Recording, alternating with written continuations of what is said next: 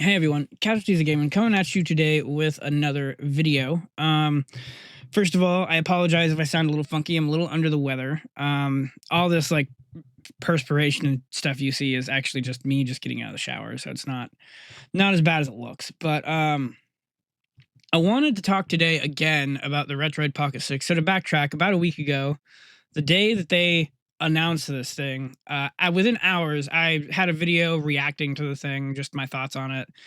I thought the device was pretty ugly. My thoughts on that still haven't changed much. What I have pulled up here is on Reddit, and this is actually the original launch pictures. Of these, I still think that the Super Famicom version was the most appealing. The Retroid Pocket 6, the black one, I actually have that in the 5. I don't know why I would buy that one. I actually don't know, as a Retroid Pocket 5 owner, why I would buy this device to begin with, and I'm going to get into that in a minute.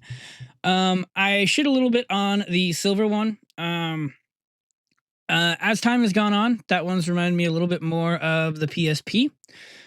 So I've kind of softened on that a little bit. The other three colors are various degrees of ugly, in my opinion. I think I hate the blue turquoise, whatever you'd call this color. I think I hate this one the most. Of the other three, I probably like the purple the best, but that's like is not really a correct word. And then you've got the Tech Dweeb color here, which I don't really care for either. But yeah, I didn't really like the colors. Wasn't really too fond of the design. And I say that as a PS Vita owner. I've got the black OLED somewhere around here. These do kind of look like PS Vitas, but I think they have a little bit more in common just by looking at them with the Slim rather than the OLED. Maybe I'm, kind of going crazy on that. I don't really know. It's just the way I kind of take it. But so a few things have happened since then. I'm going to go ahead and post somewhere on here. Retroid Pocket 5, or Retroid Pocket 5, the Retroid, it seems like with being in their Discord, I can tell you that the response was pretty negative, and pre-orders weren't great. It seems like, from what I saw in there, and they put out a statement on Twitter, which I'll again post somewhere on here, saying that like, yeah, hey, we got your feedback. We're gonna give you choice, all that fun stuff. There was a poll, people voted, and one of the big things was people wanted joysticks on this side, on the top. They basically wanted the joystick on the top, and there was some criticism for people that wanted that to say, hey, a lot of devices do that. Why would you make Retroid do that too?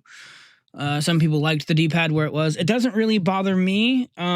This device looks a little less crammed than the Retroid Pocket 5.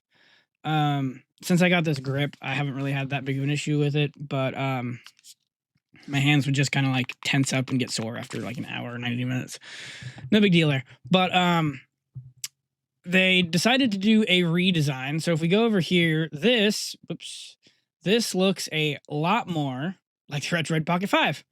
And obviously you go over here, you've got your options. You can do D-pad top, stick top, and then you've got the 12 and 8 gig variants.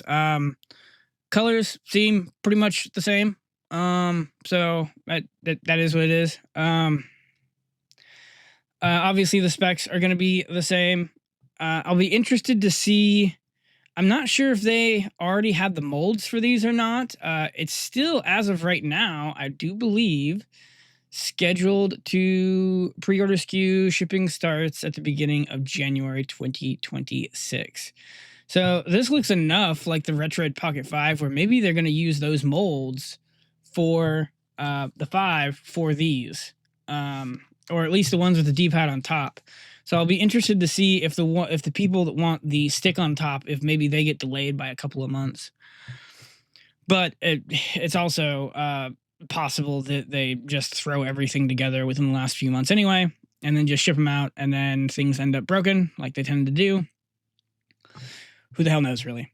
Now, to get into what I kind of wanted to talk about, I just rabbled on, but as a Retroid Pocket 5 owner, I will definitely not be pre-ordering this.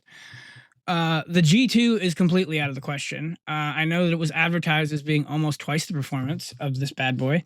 But as people in the tech world know, numbers don't necessarily equal real world performance. And then as far as the 6 goes, I've kind of begun to wonder if we even really need this device.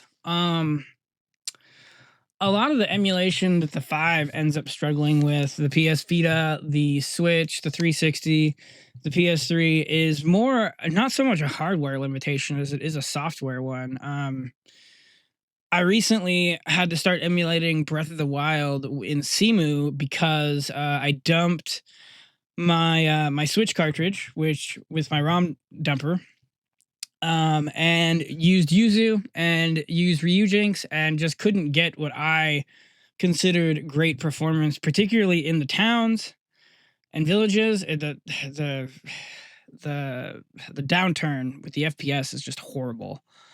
So a lot of this, I think, is more of a software limitation. And then with things like the 360 and the PS3 in particular, that might be more of an architecture thing. And I don't know, particularly with the PS3, how much better that's going to get. I think we may end up actually reaching a point where PS4 emulation is better than PS3 because of that damn cell chip. But I don't know. As a PS5 owner, or PS5, as a Retroid Pocket 5 owner, and someone that just got this a few months ago, I'm still buying accessories for it. I'm having a blast with this thing. But I'm also not the type of guy that like collects these things. I actually use them to play. Some stuff I buy for review and it ends up broken and I just kind of eat it. Other stuff I get for review and it's fun for a little while and then I end up giving it away. It is what it is. But yeah, as a Retroid Pocket 5 owner, I don't see the point. But you know, maybe you think different. If you do, feel free to sound off on the comments. If I was going to pre-order this, I would wait a year and see what the software side of everything looks like. I know that this Snapdragon 8 Gen 2 is in other devices. I've heard that emulation for the chip is kind of wonky and still needs some work. So, you know, maybe in a year, that ends up kind of working itself out. And then it's Retroid, so I really love my Retroid Pocket 5, but let's not mince words. Retroid is a checkered past, particularly when it comes to their launches. There's the whole thing with the Retroid Pocket 3 and the 3 Plus. And then, you know, things like the Retroid Pocket Mini and the damn screen controversy, which I covered on the channel. So they have kind of a checkered past when it comes to their launches. But then you get things like the Classic that launched, you know, A-okay. So who knows? And I don't remember a lot of controversy about the 5, but I was not a launch buyer, so maybe I'm wrong on that one. But, you know, those have just been some thoughts. I'm just kind of rambling. It is what it is. Videos might be a little wonky for the next week or two. It's going to be touch and go, but I thought I'd get this out of here and just kind of ramble about this. I've been watching the responses for about a week. Some are justified. I don't necessarily think y'all should be shitting on media people that are involved with this company, but that's just a reoccurring issue, I guess. Some of y'all ain't gonna listen to me when it comes to that stuff. Just you can be dissatisfied, you can complain, you can bitch, but just remember, people are people. You know, you don't need to attack anyone. There's a difference between being critical of a device or thinking it's ugly and like getting on social media and attacking the person that sits behind the you know, X accounts and whatnot. But anyway, like, comment, subscribe, all that crap, and I guess I will talk to you in the next video. Peace.